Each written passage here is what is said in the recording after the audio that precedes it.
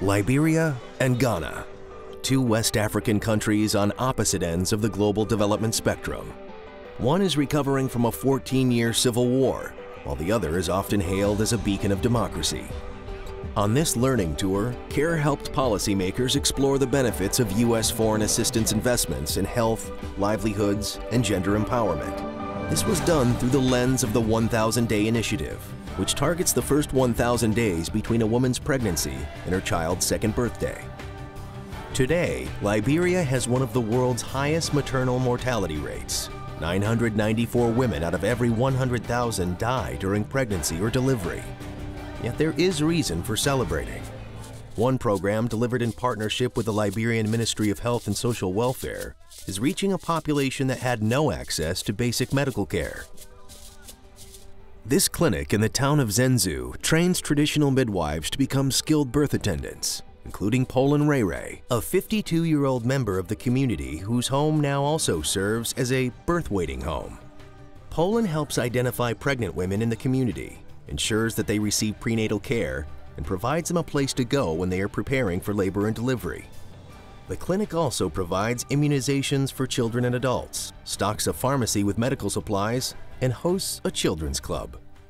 It is really a humbling experience to see how a clinic is run with limited resources and how many lives are saved here, mothers and babies. So it's a very, very impressive visit. Before leaving Liberia, the Learning Tour delegation visited Redemption Hospital in New Crewtown, a district in the capital of Monrovia. This hospital serves a population of 250,000 people, sees 900 patients daily, and performs over 300 deliveries every month. Redemption Hospital is unique in that it provides a supplemental feeding program for infants suffering from malnutrition. Unfortunately, while the delegation was visiting, a child arrived too late and lost its life. But the good news is that many more children are surviving and thriving because of the services offered by this hospital. The delegation then traveled to Ghana to see firsthand the results of long-term investment in a developing economy. Impressive growth and record poverty alleviation over the past 20 years have made Ghana an African success story. Hello, good morning. Good morning. They met with First Lady Ernestina Nadu Mills, one of Ghana's staunchest advocates for education and health interventions. Her support for these programs, coupled with investment by global partners, is a recipe for success in changing the lives of Ghanaians for the better. The First Lady indicated that if you educate a man, you educate an individual. But when you educate a woman, you educate a nation. And so the women's education issue is a very, very big part of this trip. I was very encouraged and inspired by her conversation. She was down to earth, very smart and very determined. Examples of creative and effective programming abound in Ghana. One such example is a program called the Health Keepers Network, funded by the U.S. Agency for International Development.